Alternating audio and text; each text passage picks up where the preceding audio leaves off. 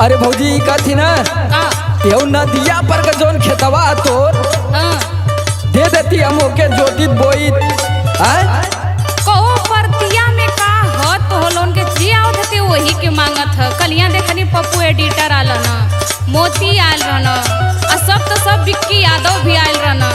का हो में ऐसन हो? अरे हमके देवी तो तोर बहुत फायदा रही रे भौजी। कैसन फायदा? सुन का हम तो ओके ऐसन जोतब बोइब ना तो कभी की बा ऐसन खेत देखनी ना हम जोतवैया बोइया। ऐसा का करबा हो? अरे हम मटखन्ना का बुलबुल यादव भैया हुआ ना, उनके बाबूजी से सूदे पे पैसा लेके आली। वो का करे बता? पूरा झोंक दे वही में मार खेत में बाल बाल धान होई। अले सुन सुनावा। जौवन खेतवा परती नदिया पार ए भौजी। हाँ हो। जौवन खेतवा परती नदिया पार पवाले रे भौजी अधिया पार।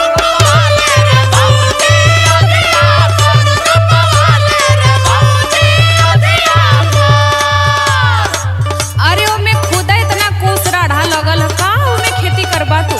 अरे राम परवेश का नया ट्रैक्टर आल ऐसन जोतवाई भाव जोन कवन बेटर पूरा मारी की माटी के धूर बना के रख दे। सुना सुना। हाँ पुरान परती खोद में पुरान परती खोद में कूदेला टटरवा जोत में।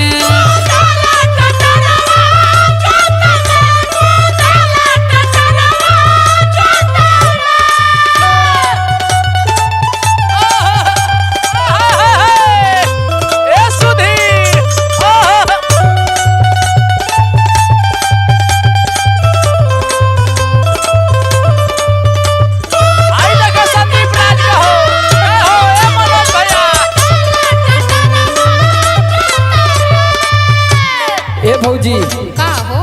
देख हम बड़ा असरा लगा के आली तोरे पास। अरे का वो परतिया के पीछे तू परेशान भलो हुआ? जब से सैया जी गलुआ 7-8 साल से जोतले ना हो में का कोई बात तू? देख हम बहुत ईमानदार आदमी हूँ मो जवन काम करीला ना हम वही खेतवा के पीछे हो जाई सती चाप के उगाई वो मन बासमती। अच्छा हाँ आगे देखा बताओ थी का करे वाला है। बोला बोला। जोती बोई भौजी अकेले हम काट दे धान तरजुइया में आधा आधा बांट दे।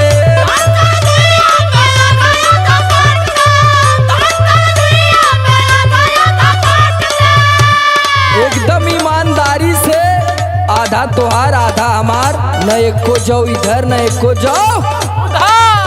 चला ठीक है बा देखता नहीं। जोत बोई भौजी अकेले हम काट दे धान तरजुइया पाया आधा आधा बांट दे। सुन भौजी बोला हो। सब जानला कि आई एम सही पर्सन। अच्छा हाँ पीछे हटब ना अपने पतिया पीछे हटब ना अपने पतिया पारो पवाले धनवा अधिया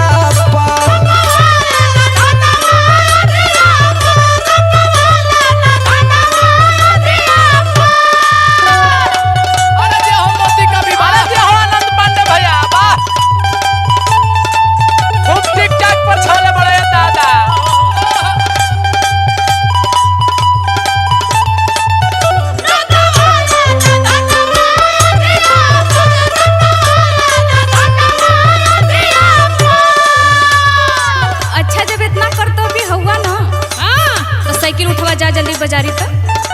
अरे हम सड़ाक दे जाई वो तो फड़ाक दे आई। हाँ तो वह करही के हसू ना। बार भौजी बा तोरे जैसन मैगर भौजाई हम आज ले देखनी ना कुछू का आज तक मना ना कैलू तू। ढेर पालिश मत मारा सुना। पनिया भरल बा तू खाद जाके आंदा हमार अपन बिया एक कबे में डाल। अरे भौजी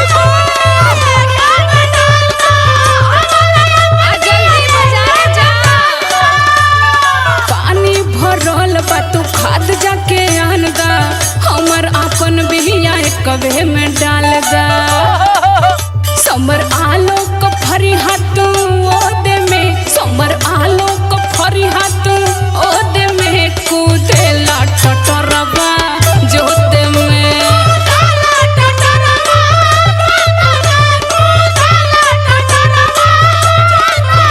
रोपवाले रे भौजी अधिया कूदेला टटरबा जोते में रोपवाले रे भौजी अधिया कूदेला टटरबा जोते में रोपवाले रे भौजी अधिया कम से कम 10 टाली धान उगाई हम देख लिए भौजी।